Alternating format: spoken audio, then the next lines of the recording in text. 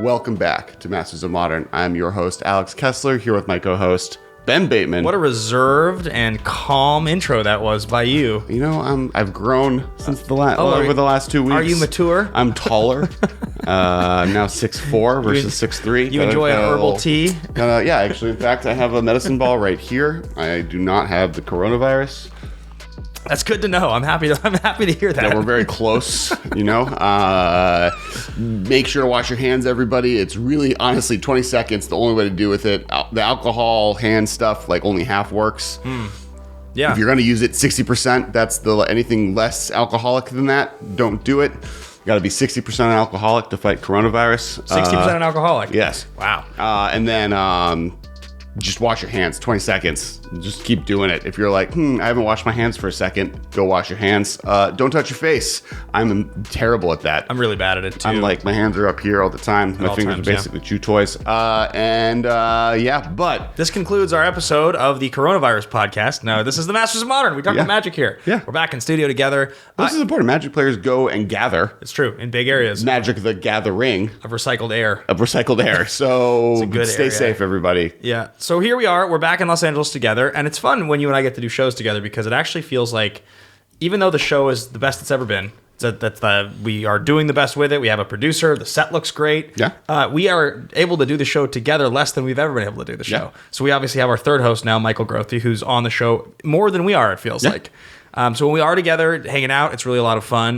We've gotten to do some pretty cool stuff in the Magic world the last few weeks. We went to New York Toy Fair. That was incredible. We have some cool stories from that. Alex went to Reno. I was in Atlanta defending my belt in the movie Trivia Schmodown. That's a story for another time. Going to be at Gamma next week. Yep. And yeah, we have a whole bunch of stuff to talk about. We're going to talk about Magic Reno, Magicfest Reno specifically. First off, big shout out to Channel Fireball for hosting me and Michael. They got us into the command zone and were really great. And there's a whole other bunch of people to thank, and we'll get through that whole process. But also there was a PTQ, and just like the deck lists were fire. And really it's kind of it's really interesting because there's officially a ban announcement for this Monday. We don't know what format it is, so Wizards has changed their policy for banning. So instead of what they used to do, which was here's a card, we're going to ban it. Or here's a set schedule of which days we're going to announce bannings. Now they can ban cards whenever they want, but they'll give a week advance notice. The problem with that is, now that we're actually living through that experience, is that we have now a week where we don't know which format a card is going to be banned out of, but we know it's going to happen. And so we've had this like weird ominous announcement over all of our shoulders. Now, a lot of people are putting up Pioneer as a really likely place for cards to be banned. Legacy has probably the second most likely, just not Through the Breach. What's the red Yawgmoth's Will? Underworld Breach. Underworld Breach. Hey, the word breach is in there. That card, I think like a portion of today's show should be discussing the absurdity of that card. Sure. Because like it feels like that's a right now thing in a major way. I think it's going to, so part of me wants to wait. Maybe having that full episode, because I think it's going to get banned on Monday. Okay, in Legacy, at least. I think it's likely to get banned in Legacy, and then Thassa's Oracle or Inverter is likely to get banned in Pioneer on Monday, if I'm going to like shot call the two cards. I would hope nothing gets banned. I don't think Modern needs it right now. Now, a lot of people are talking about like Once Upon a Time probably needs to go, and like it's pretty ubiquitous, and I don't think anyone would really be like too sad for that card to go away. If you look at this top 8, the top 8 is definitely... like not like even I'm looking at a Death Shadow list. It's not even playing it. It's playing Traverse to Uvenwald. The Tron list is playing 4 of them though. It's interesting, right, to talk about that card Once Upon a Time because, and we're going to talk about all this, but like I still feel like when I look at that card at face value, it still to me feels like a card that I don't understand why it would be so ubiquitous in power formats.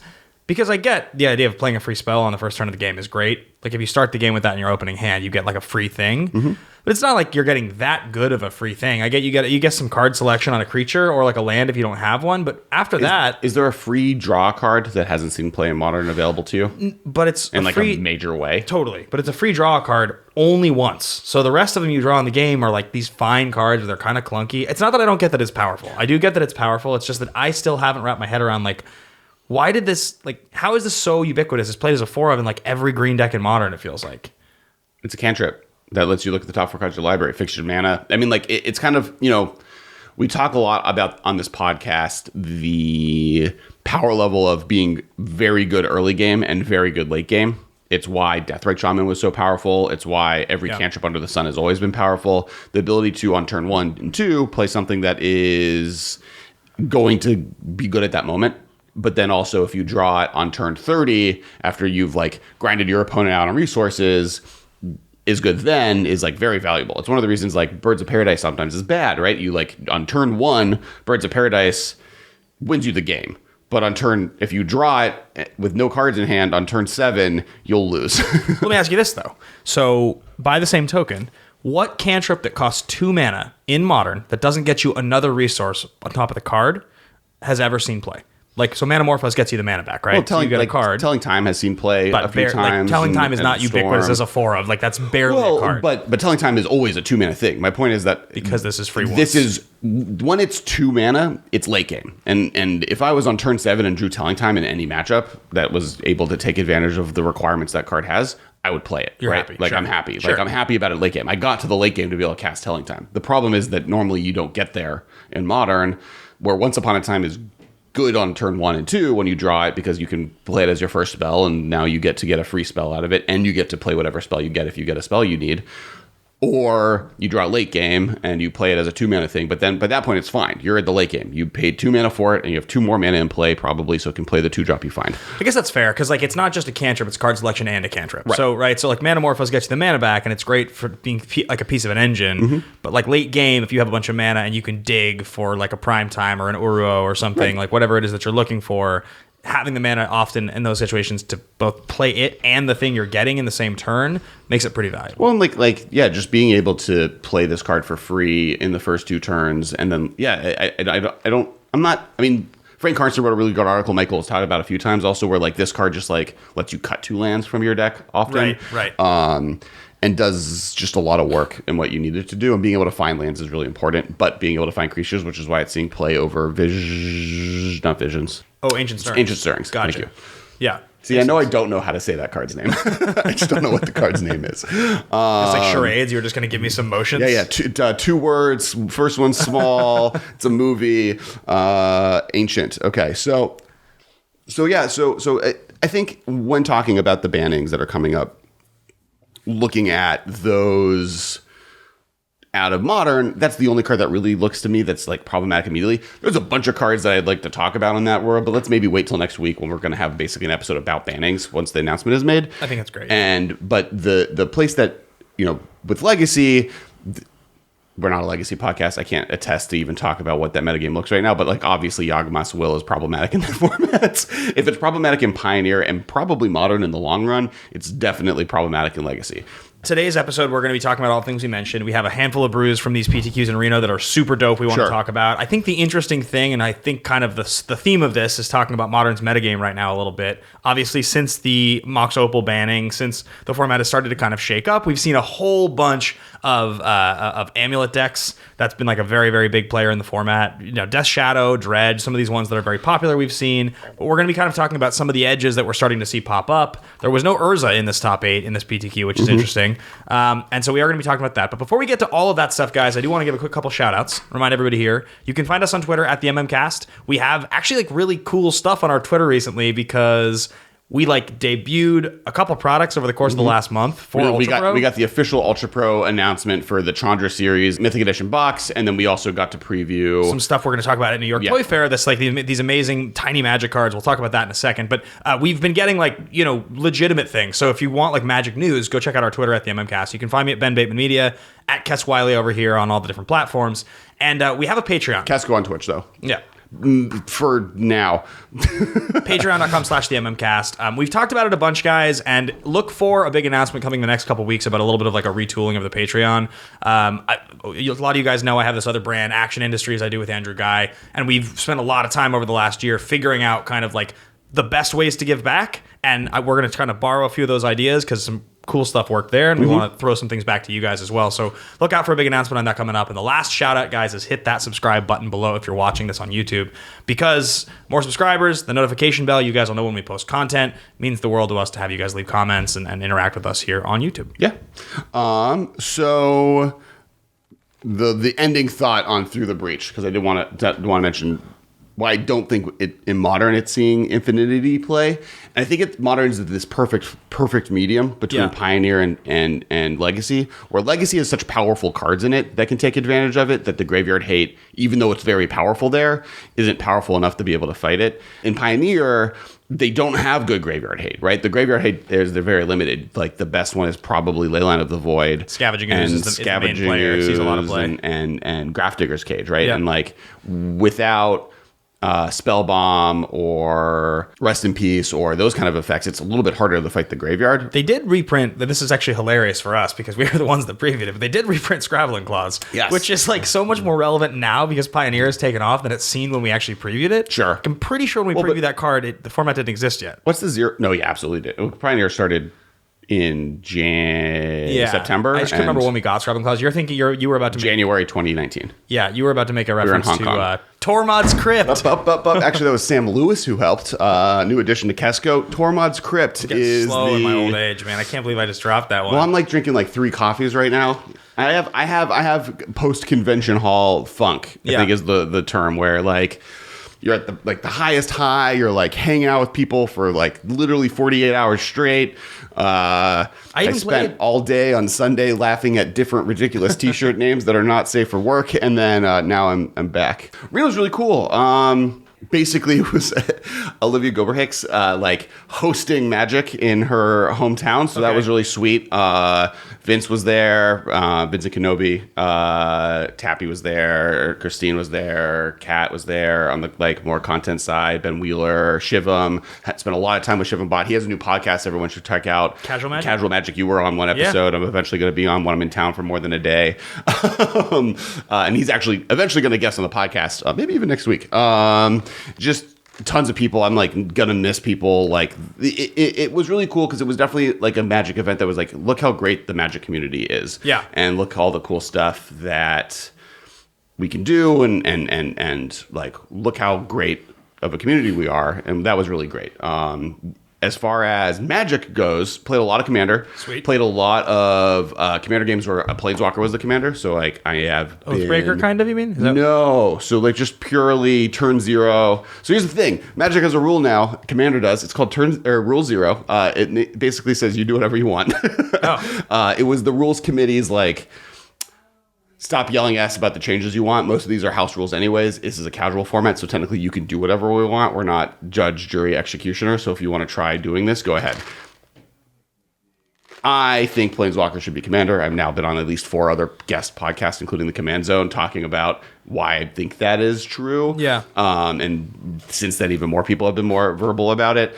And I'm putting my money where my mouth is and just building Commander decks with Planeswalkers as Commander. So I have Nahiri, red, white built. I have Chandra from M20, the rare that like puts loyalty counters on red Planeswalkers. It's like my favorite card. It's so cool. I got a DM on that card from a MMCast fan this morning. Literally, just was like, hey, I'm the biggest fan. You should combine Gargadon with that card and something else. Yeah. It's so dope. And I was like, oh, that sounds amazing. Yeah, and I like made a bunch of changes at the end of the show, and I have some more. Like I have a big pile of cards I need to add. Do you play Gargadon in that deck? No, I play Goblin Bombardment. Okay, that's better. Getting a big night in Commander, Gargadon isn't as good as like something else, and I didn't want. It's not like too many South outlets are part of the theme. I am playing Keranos though. Same. Not Keranos.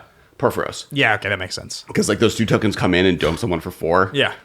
It's really good. But I have that, and then I have Tamio Blue Green, the War Tamio. So blue green one that like look at the top 4 cards of your library, pick one. If you named it correctly, you get it. Otherwise, they go to graveyard. It minus is a Eternal Witness, and then it can like you can't sacrifice or discard cards, which is like gets people randomly. Yeah, I definitely discarded 2 cards before remembering that's what it says. But like with the Japanese one, I have a foil Japanese anime Tamio, so like knowing what the card does is hard.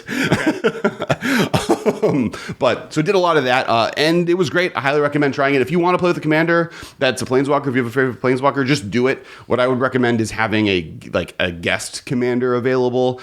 So for instance, with Tamio, I have Tatyova because it's a lands deck. With Chandra, I have Torbrand, which is the guy that makes like all red damage 3 versus 1. Okay. And then for Nahiri, Aurelia, it's the worst one. Like, that deck is very much built around Nahiri being the commander. So, Wizards, print a red-white discard outlet commander, please. But all of them were really fun. Played with a bunch of people. No one had any complaints. And just like, I think honestly, if that's something that people want to happen, the best way to do it is just start doing it and make it happen and let that be the world. Now I have a special opportunity to do that because people are a little bit more willing to not say no to me when I'm at Magic Fest, because they're like, I get to play with Alex Kessler from the Masters of Modern. Oh, he wants to do this thing, fine. You're like, let's not play Modern. So I did that. I also played like Infinity Mystery Booster I'm draft. so jealous. I still Opened have so many never mystery done it. Boosties. It looks so fun. Last time there was like a 3-hour wait at the beginning of the show on the last day. okay. And it was sold out in like 25 minutes. Yeah.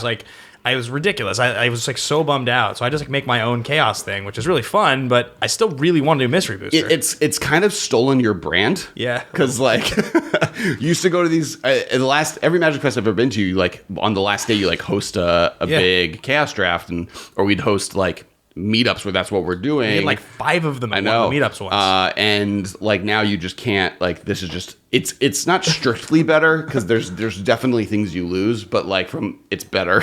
It's just the way, well, I mean, you get these unique cards. Oh, the unique cards are dope. So like the thing you lose is you don't get like weird Ice Age packs where like half the cards don't mean anything, and then once you read one, you eventually realize, oh, this card actively does nothing. It only targets white global enchantments. Right. Or is like a house beyond any other card that you like would normally open in a limited pack, where it's like, oh, I just win by casting this card. You're like, oh, Fire Covenant. Let me read this card real fast. So like you go back and forth, like you don't have that, but what you have is these weird cards where like you have to read it 3 times because the rules no longer make sense. Like I don't remember, like one of the ones is like damage on the stack is back, right? Oh, so yeah, like okay. it's like 1 white, draw a card, damage back on the stack, and so I had to go through like all my cards and be like, do any of these do anything with this effect? They didn't. Cool. But then like, you know, Tybalt, which I got, is like also an insane, like he has like 4 abilities for every ability he has. So he pluses. Wait, he's a test Tybalt though? There's a test Tybalt. I have a deck on my phone because I added it to Chandra because Rule 0 is great. Can we play test cards like in Highlander, you think? No, well, Highlander, we own that format. I mean, Eric does, but like you could tell Eric I'm doing this too bad. I think he would say no. I like him a co-owner of Highlander Gauntlet since we've changed it. I mean, all right, so Tybalt, his plus is he casts Blazing Volley, which is 1 damage to each creature your opponent controls. At random, he chooses one of these cards. Crackle Earth. Each player sacrifices a permanent. I know that one. Or Ignorant Bliss. Remove all cards in your hand from the game Draw a face card. down. At the end of turn, return those cards and then draw a card. He -2s or -1s to do Flame Break at random, which is 3 damage to each creature without flying, and each player. Creatures dealt this damage can't be regenerated. Wow. Seething Song or Dance with Devils. Put 2 1/1 red creatures onto the battlefield. If they die, they do a damage. And then his ultimate is either Helium Eruption. You sacrifice all creatures and make that many 4/4 tokens. Insurrection. Untap all creatures, gain control of them, then gain haste until end of turn. Or Warp World, which is just everyone shuffles all the things they control and you deal them out. This is all written on the card? So they don't say the rules. They just say the card names. Oh. It says plus pick one at random, these 3 cards. That's awesome. Minus pick one at random, these 3 cards. That's really fun. I added that to Chandra because I have every other Tybalt, and like I feel like we should be able to play test cards, but it feels like maybe that's shenanigans. That sounds really fun though. It would add a layer to the format that makes it like just that much more like, oh, maybe I do want to play it because like I get to play these cards that are really sweet, but kind of don't have a home right now. That's the thing with the test cards, right? Because the test cards are not ever unglued, right? They're always real. They're all possible. Nothing that is on the test card can't happen in a game of Magic. So it's not like do the hokey pokey. Correct. There's no physical actions. There's no like rip up this card. There's nothing that like is outside of the game of Magic. Nothing you say matters. Yeah. Like you don't have to high five an opponent or anything. They're just like sort of weird, absurd effects, which is like kind of commander cards have a little bit of this if you play them in 1v1. Right, There's some of that, right? Like damages back on the stack for 1 white as an example. And there's you could go look through all of them, but like look, Tybalt's a thing, right? Like that's a card that they could never print. Some of it's stuff they couldn't print for reasons like this, where it's like there's no way we could expect someone to have a cell phone. If a kid opened this and they don't have a phone, then they're never going to be able to play this card because they're never going to be able to find out what these 9 cards do or remember it, right? So like that card could never exist. But in the rules of Magic, that card's fine. Yeah. Right? So like there's stuff like that, or like there's like this I'm never going to say it correctly, but Slivdrazi, which I think is the most expensive one. Slivdrazi? Yeah, it's a Sliver Eldrazi. Okay. and it is all 5 colors, but I think it has, what's it called, colorless. Okay. But it's like very expensive. All slivers have Annihilator 1, and then you can pay some amount of mana to create a 1/1 Sliver Scion token that has sacrifices to make a mana. How much does it cost to cast It's like 8. Michael opened it. He has one. Sick. He's been trying to sell it, so he has like $50 from Card Kingdom or something, and like he's trying to get something slightly better. But worst case scenario, he'll do that. Cool. So if anyone on the podcast wants it, DM the podcast. Because Michael's trying to sell it. He's more than 50 because that's what Card King's offering.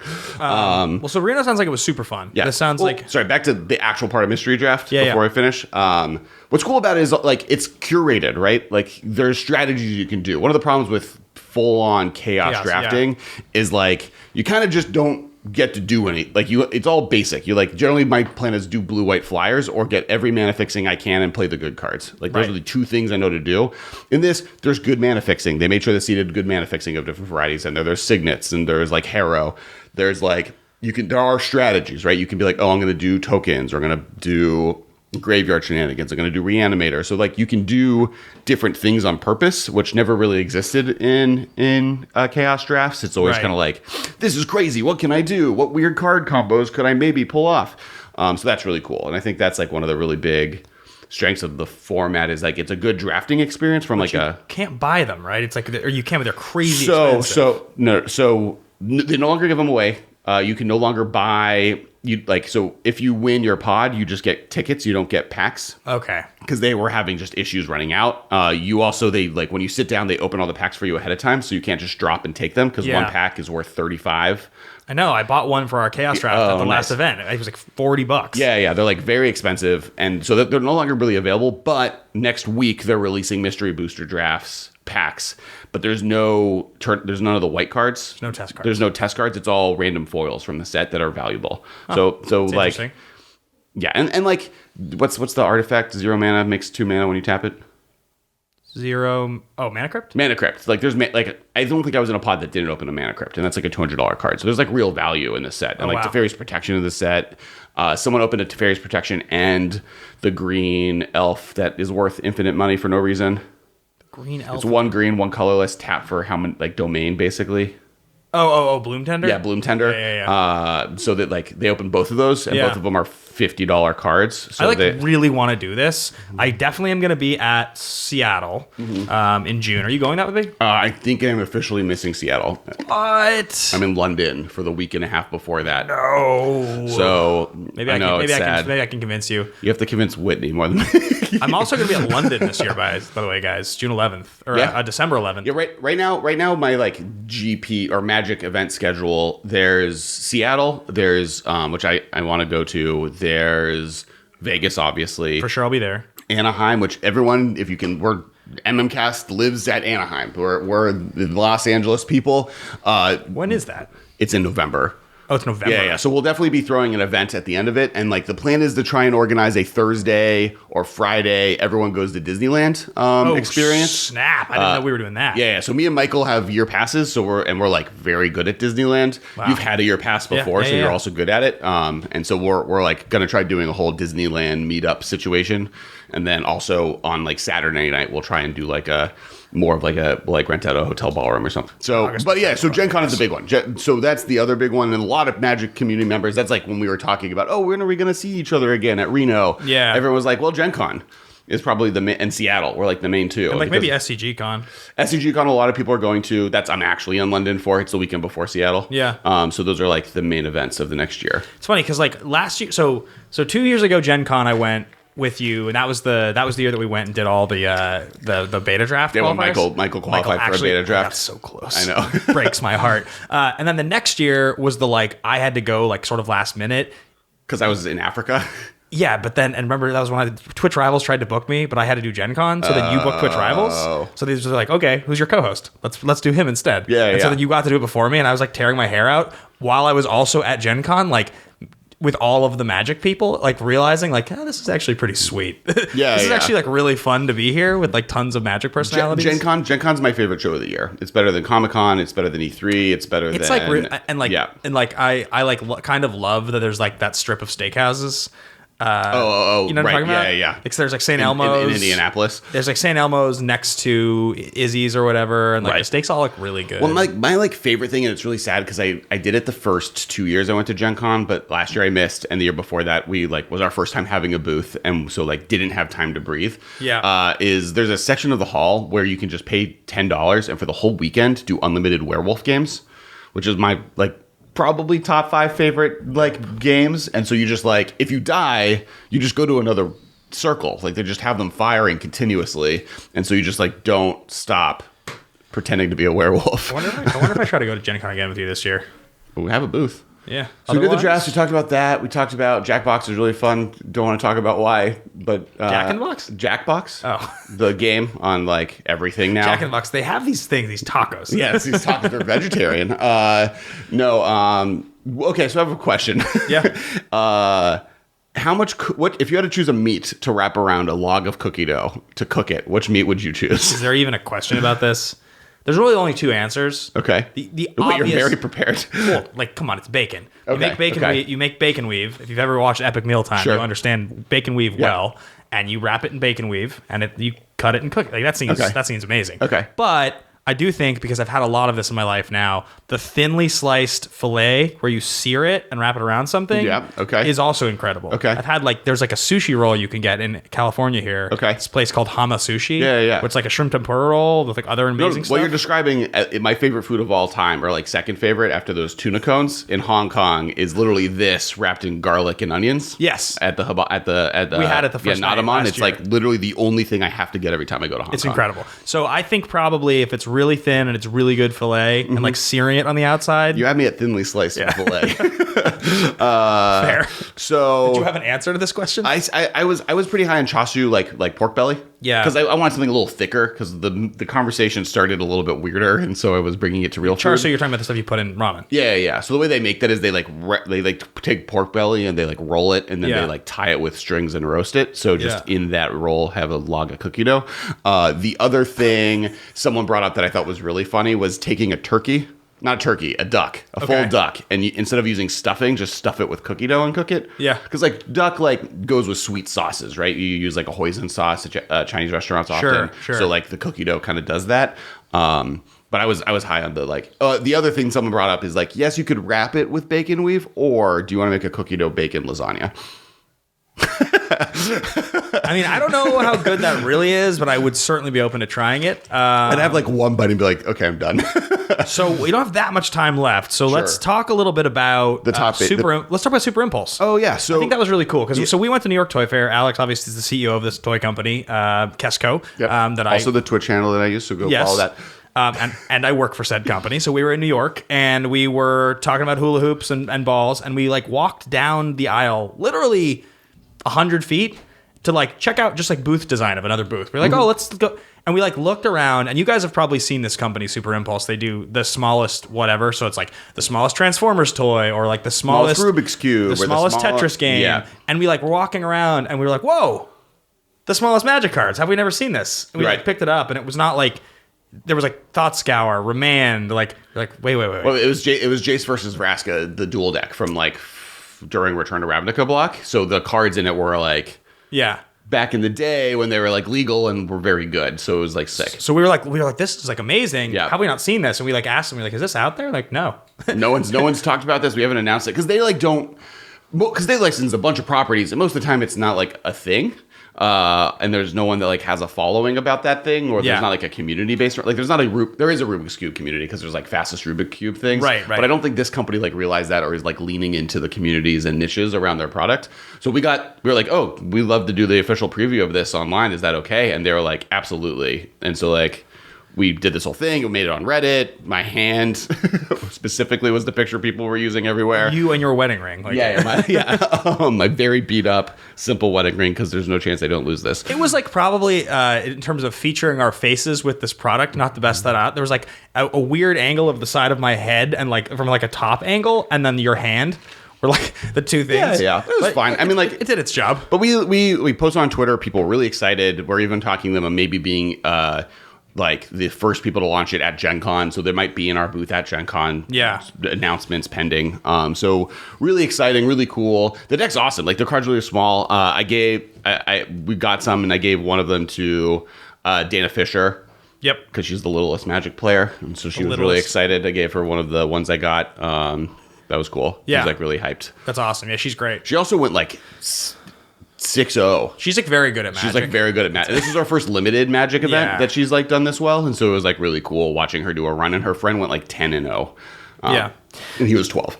So yeah, so it was really fun. It was cool. They were awesome. Super Impulse. Check it out. It's supposed to come out in the fall, and you guys can go check out the pictures on our Twitter now. Let's talk a little bit about the State of Modern. What's going on? This top 8 is interesting. There was a PTQ. I believe this was at Reno.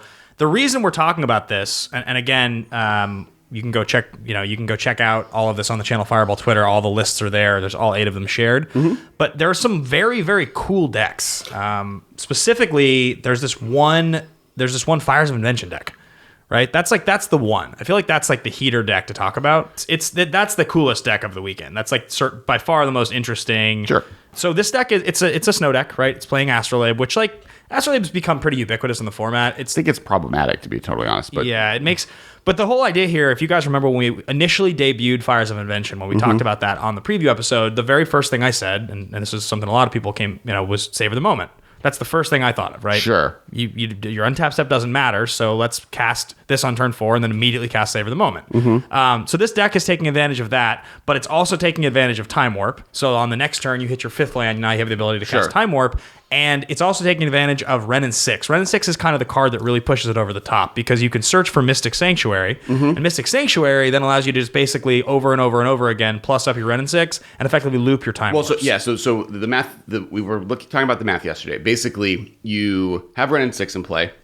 You fetch for Mystic Sanctuary. You cast Time Warp, fetch for Mystic Sanctuary, put Time Warp back on top. So that's the first turn. Mystic Sanctuary, just if you guys are forgetting, it's the island that comes in tapped. If you have 3 other islands that comes in untapped, and you can put an instant or sorcery from your graveyard on top of your library. So you then get the extra turn effect. You then get the extra turn. You're in the middle of an extra turn. So you get another one.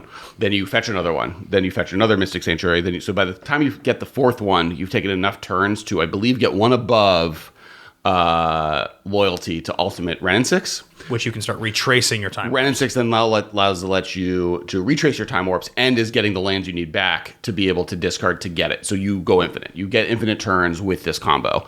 It's an interesting deck. It's like when you're looking at all of the pieces, the way they work, and the sequencing of the turns, it reminds me a little bit of casting like Eternal Command. It like feels sort of like. It's not the same deck by any means, and obviously that's relying on like Vials and Hunt Masters and all kinds of stuff. But like this, or not really Hunt Masters, Eternal Witnesses, but it does have like a very similar, I need to get to about turn 5-ish to get this going. I have to make sure I can just like survive. Sure. The difference between this and Eternal Command is Eternal Command was kind of like playing like good cards that don't work together to work together. Yeah. Like Vial in a control deck. Weird, yeah. Where like this is just playing a bunch of good cards and has like 3 different opportunities to be like, oh, whoops. I win. It pretty much just wins with it. Plays 2 Jace the Mind Sculptors, 2 Uros, 2 Chandras. Yeah, and it pretty much just wins with Planeswalkers. Yeah, it's a super sweet deck. It's very, very cool. It plays on Miko Koro. Do you see that? That's the both players draw for tap and 2 from Kamigawa. Oh, cool. Well, yeah, because once you're taking infinite turns, it doesn't matter if your opponent draws a card. So that deck is really, really cool. That's one of the coolest decks of the weekend. We can talk about this other deck you were talking about here. Well, yeah, so for those who don't know the Niv Mizzet decks, like that's what's cool about this list is like so many of them were dope. So that's yeah. This is Reno. Zachary Roach played this. He got 7th. Yeah. So Niv Mizzet Reborn is the 5-mana Niv Mizzet that when you cast it, I believe it's you reveal the top 10 cards of your library, and you can put up to 5 of them into your hand. No, I think as long as you can put up to it's a gold card of every color combination. Right. So you can get theoretically 10 cards, but you have to have hit exactly one of each gold like guild. You need like a Rakdos, all 10 different color combos. Right. For each color pair, choose a card that's exactly those 2 colors, put the chosen cards into your hand, the rest on the bottom of your library in any order. So correct. So you can get a blue-green Uro, a red-green Ren and 6, a black-blue Unmoored Ego, a blue-white Teferi, a red-white Lightning Helix, black-white Kaya's Guile. But you also have Bring to Light, which is dope because Bring to Light acts as your Niv Mizzet extra copies. Well, yeah, you have 6 7 copies of Niv Mizzet, basically, because you have Unmoored Light to be able to get Niv Mizzet or any of the other cards that you would want. And so correct me if I'm wrong here. No, because it doesn't cast it. It just puts Bring the Light into your hand. So like this is just, it's basically like these decks from the time these decks started, they are just ultimate value decks. You're just like drawing so many cards and casting so many powerful cards. It's a flying 6/6 for 5 that draws you somewhere between 4 and 6 cards. Yeah. It's like very, very good. Yeah. It's very, very good. So this deck is really cool. We've seen all kinds of variations on this deck, but this definitely is one of the coolest ones. There were some Stoneblade decks. Did you see that? Yes, there are 2 different. There was 2 different iterations of Stoneblade, which I felt like that to me felt like a deck you would be like really hyped. So there's the Bant one, which is dope, and this is like Bant Snow Stoneblade. It's playing 4 Noble Hierarch, 4 Arcane Astrolabe, and then you can use, it has Icevein Codals and Stoneforge Mystics to be able to just equip them with Sword and Feast of Famine. This is the closest thing to Cobblade we've seen since Stoneforge Mystic has been unbanned, because you're playing the Icevein Codals instead of the birds. It does play 2 Uros, it's playing 3 Spell Quellers, so it's a bunch of like flyers that once you get a Sword of Feast of Famine on it, it just can go for it. And it's playing Batterskull too, right? Yeah, so it's playing 1 Batterskull, 1 Sword of Feast and Famine, using the untap trigger from Feast of Famine to be able to just keep your mana open. Teferi lets you cast your spells at instant speed. It's just doing a lot. Yeah, it's also like there's a lot of sequencing of the casting costs here that are really cool. So like the 4 Noble Hierarch in this deck basically are there so that on turn 1 you can cast it. You can cast a turn 2 Uro Natural just to like get some value, just get out there. It also means you can turn 2 Spell Queller, which is really strong. We've seen that out of the Bant Spirits decks. And you can also turn 2 Teferi, which is really strong. Right. Teferi has interactions obviously with Icevein Coatl because you can bounce your Coatl to draw, then recast it to draw again. Super value deck. Or if you spell Squall or something that doesn't matter later on in the game, like a 2 mana 1/1. It is interesting to see this deck playing 4 Field of Ruin main. In a 3-color deck, to play 4 of those main deck is like... Remember, it fixes your mana with your Snowlands. Because you need to get Snowlands in play, it lets you get those into play while also keeping... Like, remember, right now, the best deck in the format was Amulet Titan walking into this. Yeah. With Eldrazi Tron in second place. I just mean this is a deck that's playing 23 lands, which is, pretty normal. Like some modern decks get down to 21, 22, unless they're like really aggressive. But having a deck that like really distinctly wants to be hitting either Snow or Noble Hierarch on turn 1, play 4 copies of Colorless Land, feels a little dangerous. Yeah. I can see 1-landers where that's your only land, and you're like, "Ay, this is well, but not 1-landers you don't keep anyways, right? So like in some decks, I mean, if this is not a deck you keep 1 land. If you had 1 land that was green and you had Hierarch in your opener, you can probably keep that hand in this deck. No, I won't keep that hand. Okay, interesting. That you get punished. Like especially because look at how many of your cards are 3-drops. You'd have to, and like Icevein Coatl medium. Yeah, I'd be really reticent. I'd have to have a very good hand. So now the other Stoneblade deck is Jacob Chen, who got 4th, and this one is blue white. And this one's playing 4 Snapcaster Mage, 4 Spell Queller, 4 Stoneforge. It's not playing Hierarch. This is much more of a traditional Stoneblade deck. Like this is blue-white control effectively with Stoneforge Mystic. It's almost more blue-white control just playing Stoneforge Mystic, like because it's not taking advantage of the like getting in with attackers. It's much more about just having a blue-white control list, and Stoneforge Mystic is the best control finisher maybe ever printed. Yeah, it's really sweet. I mean, it's cool to see the innovation that's starting to happen in Modern with this. Like these feel like traditionally powerful strategies, and it's interesting that this top 8 doesn't have a single copy of Amulet Titan, and it doesn't have a single copy of Urza. I know Urza's a worse deck ever since the banning, but it's still very powerful. Sure. Still plays a lot of really powerful cards. I think Modern is going to kind of swing back into the forefront. I think right now it's kind of because of Pioneer and it's not the season. It's a little bit in a down moment, but I think this summer you're going to see Modern roaring back. Yeah. I think the format actually looks like it's getting to a place that's pretty exciting. Yeah, this is what I was saying. Like maybe Field of Ruin, not Field of Ruin. Maybe Once Upon a Time gets banned in the on Monday, but like I don't think the format needs it. And like I don't know if it's that much better than Arcane Astrolabe. Like I think both of them are maybe problematic. I do think it sucks that right now there is an argument that the only basics you should be playing are Snow basics. Yes, and that's because of Astrolabe. Well, it's because of a few different cards. Astrolabe is the one that's seeing a lot of play, but like it even comes down to like Coatl, it comes down to the board wipe, it comes down to like there's just enough different reasons to not be playing. Are people playing Dead of Winter? Is that like a thing? I haven't seen it really. I haven't seen it that often. That's fair. Yeah. I like that card though. Like if you look at these lists, most of them are just playing Snowlands, right? So it's like kind of sad. I mean, the other cool thing is Eldrazi playing Ugin of Ugin the Ineffable. That card's great, and to the extent that you should have it in every commander deck you own. Ugin the Ineffable? Yeah. Wow. Every single one. Huh. Rock and roll. I mean, like, yeah, all of them. the fact that it like can control and destroy any permanent and draws you cards and makes you tokens and makes artifacts cost free, 2 less, like every commander deck you play should be playing Ugin the Ineffable. I'm going to make that hot take right now. That's not an episode hot take. That's just me saying it. Okay. I might tweet that later. Yeah. So I think, guys, we have to wrap up here. Thank you all for watching another episode of the Masters of Modern podcast. We will be back next week. I'll have a special guest. No, Alex will be with me next week. I'll be here. And we will be debuting some awesome new stuff on the Patreon. So go to patreon.com/theMMcast. But next week, if you check between now and then, you'll probably see updates on it. We'll announce everything officially, though, next week on the show. Exciting stuff coming. We're really, really hyped about that. And we have this really cool thing we're going to do this weekend that obviously you guys are going to find out about soon. You might even follow our socials and see us posting about it this weekend. We're not really sure, but it's exciting and we're really hyped about it. So you can find me at Ben Bateman Media. I'm at Kes Wiley everywhere other than Twitch, where I'm at Kesko. And you can get a Zuko saying hey emoji or Baby Yoda drinking tea emoji. You love Baby Yoda so much. It's really good. Look at my phone. Yeah. I've got the double Toy Fair exclusive pop sockets of Baby Yoda on the custom Disneyland Baby Yoda iPhone case. Where's that actual Kes Wiley? Where's that actual live pop socket? It was on my old phone case. I got a Baby Yoda one now. This is all Baby Yoda all the time. Fair. All right, guys. Thanks for watching. We'll see y'all soon. All right. Bye, guys. Bye, everybody. This has been a production of Time Traveler Media, sending podcasts into the future.